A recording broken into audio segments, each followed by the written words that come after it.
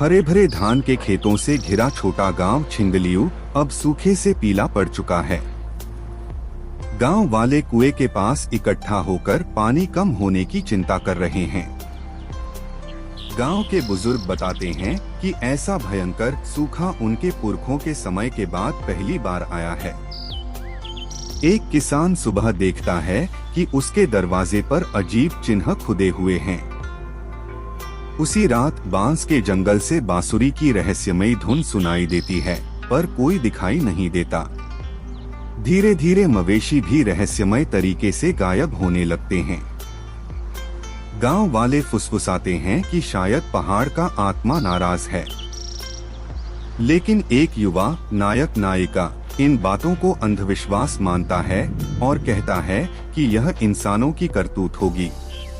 बुजुर्ग उसे चेतावनी देते हैं कि आत्मा का मजाक न उड़ाए। नायक संध्या समय जंगल की ओर निकलता है, बांसुरी की धुन का पीछा करते हुए। जुगनू टिमटिमाते हैं और बांस के पेड़ों पर बने चिन्ह हल्की रोशनी में चमकते हैं। अचानक एक मुखौटा पहने आकृति दिखाई देती है और फिर जंगल की गहराई में गायब हो जाती है। पहाड़ की गहराई में नायक को एक पुराना पत्थर का मंदिर मिलता है, जिस पर काई जमी हुई है। शिलालेख बताते हैं कि गांव के पूर्वजों ने आत्मा के साथ एक संधि की थी, उपजाऊ जमीन के बदले हर 100 साल पर एक पूजा करनी होगी।